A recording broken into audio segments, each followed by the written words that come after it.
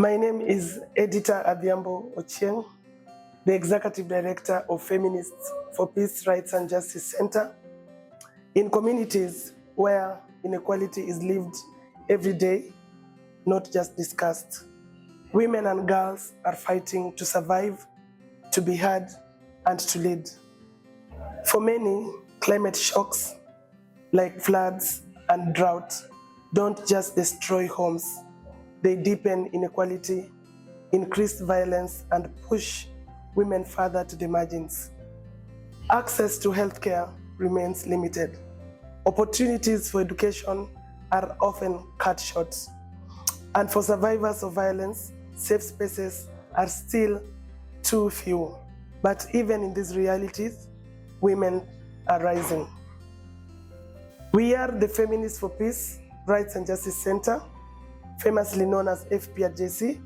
We are a grassroots, women-led organization building a future where women and girls are safe, empowered, and free to thrive. Since 2018, we have stood at the front line of gender justice, working directly with the most vulnerable, the unheard, and the excluded. We believe that lasting change must start within the community. That's why our work is rooted in feminist leadership, survivor-centered support, and community-driven solution. Every day, we provide safe spaces and psychosocial support for survivors of gender-based violence.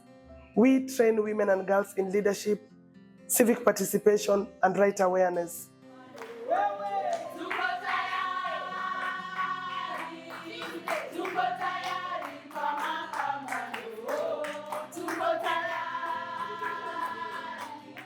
We support livelihoods and financial independence through business and skills development. We advance sexual and reproductive health rights through education and advocacy. We equip women with digital skills through our ICT hub.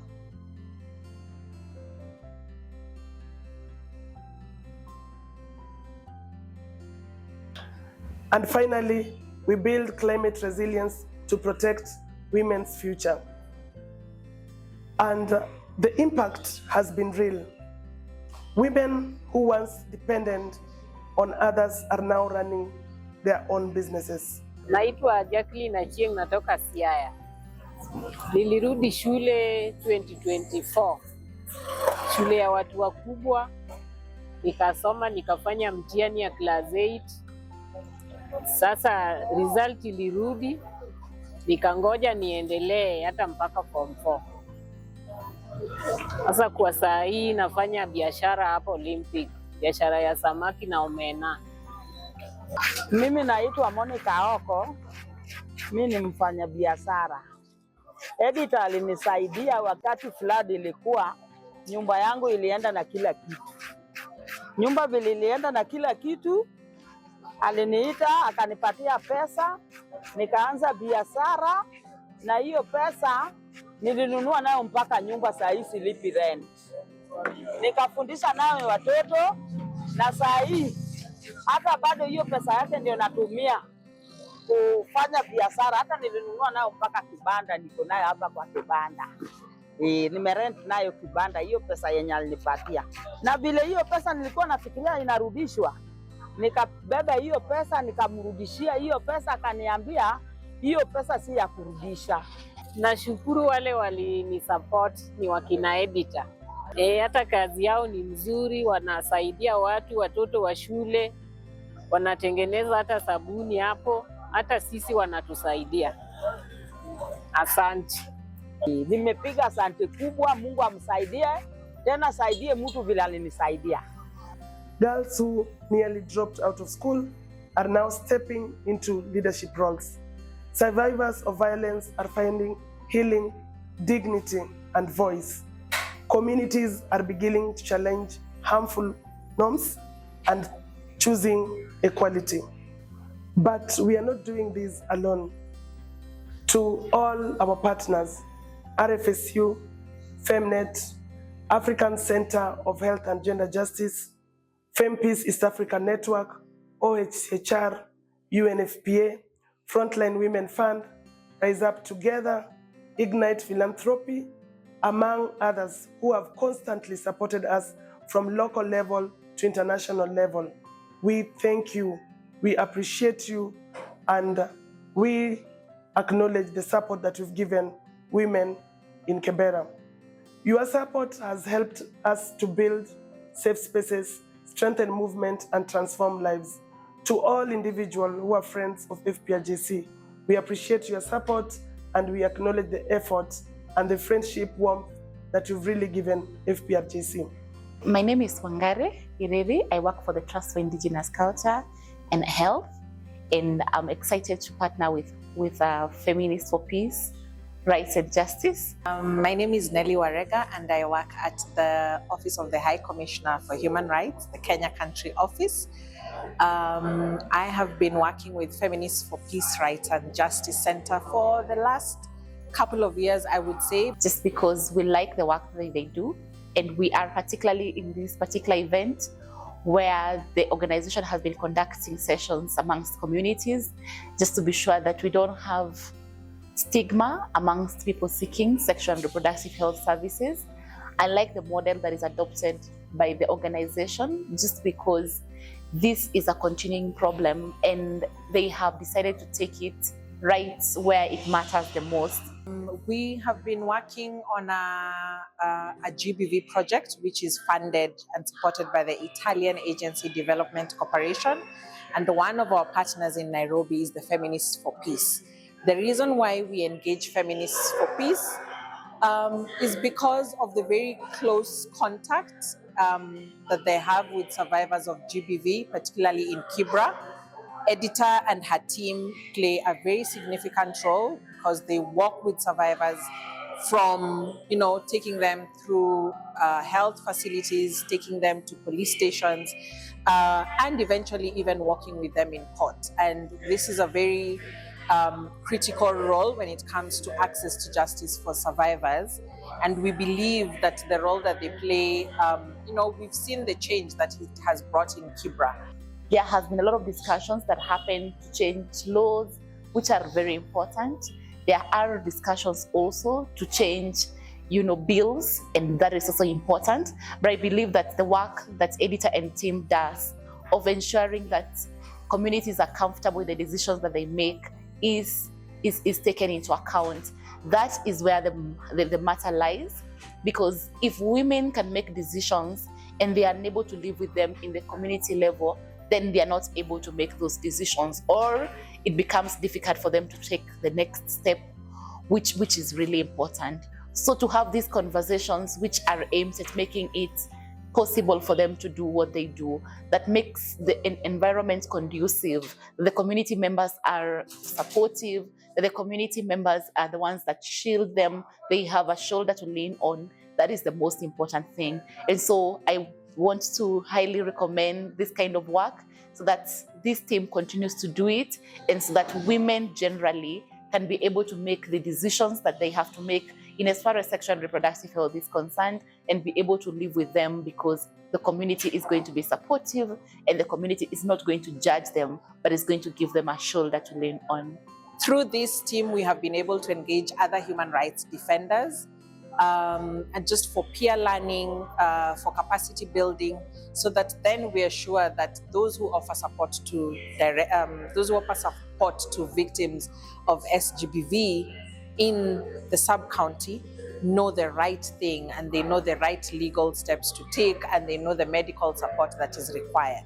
So we've been able to engage human rights defenders, we've been able to do trainings, we've been able to draw the linkage between human rights defenders and other justice sector actors. So for instance, police officers who are very important in the justice chain, we've been able to have conversations and conduct trainings with police officers from Kibera police station, and that has really helped to solidify that partnership and relationship that is required to enhance coordination among the various actors so that survivors get the comprehensive care that they require. So we value this partnership with Feminists for Peace. And we see the importance of having this linkage with the community members. We believe in the work that Feminists for Peace is doing. As OHCHR, we are supportive of this. We hope that our partnership can continue even beyond the life of this project. And we look forward to more engagements. We are also looking forward as we head into the election season, because in Kenya we know that GBV has been used in the past as a form of violation during the election season, and this is one of the things we're trying to address, just to ensure that we have the structures in place. We do the mapping that is necessary of all the justice actors. We come up with a network where the human rights defenders, old and new, can work together to offer support to survivors. Yet, the need is still growing. Women and girls continue to face rising gender-based violence, limited access to healthcare and mental health services, economic exclusion, climate-related displacement, and shrinking civic spaces. My name is Tabitha Wairimu Wanyoike. I'm a tailor by profession, and I've done this for 30 years.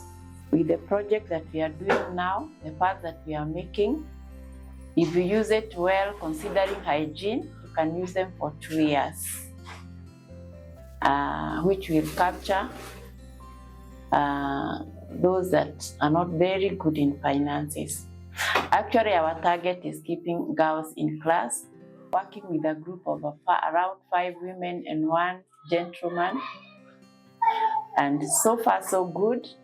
Right now, they know how to cut, they know how to sketch, they know how to cut, they know how to sew, to overlock, and to put buttons. Now, we are stationed here in Kibera. We are targeting the schools that are around. We want our girls to get this dignity. And we are also targeting mothers, because I always say, if a girl doesn't have the pad, the mother doesn't have. So if you can bring the whole community on board, we give to the mothers, and then we take them to school. We will have captured the whole community, and it is going to, that is where our target is. That is our goal. My name is Karen Akinyi. I work here at FEMPAD. So here in FEMPAD, what we are going at laws, it is about the materials which we are using.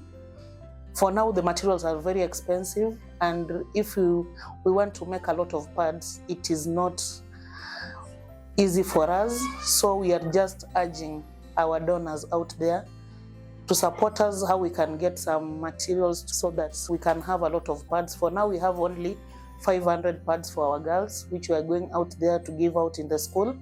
So we are urging our donors to help us so we can add some fundings in our pads. And I want to thank everyone, especially Dr. Stella Bosire. You are a wonderful lady. Mwah. This is where you come in. We are inviting you, funders, individual partners, philanthropists, and change makers, to invest in feminist future. The investment in FPRJC is the investment to save communities, strengthen women leadership, resilience livelihoods, and systems that protect and empower women, not just exclude women and girls. With your support, we can reach more survivors with life-saving support, train the next generation of feminist leaders, expand economic opportunities for women, scale climate resilient solutions, and build a movement that cannot be ignored. Whether through project funding, flexible co-support, corporate partnerships, and individual giving, your contribution matters, from supporting a single woman business and transforming an entire community. Every investment creates ripple effects of change. Together, we can build a world where no woman is silenced, no girl is left behind, and a community that is safe, just, and empowered. Join us, stand with us, invest in grassroots feminist leadership. At Feminist for Peace, Rights and Justice Center, building feminist futures from the ground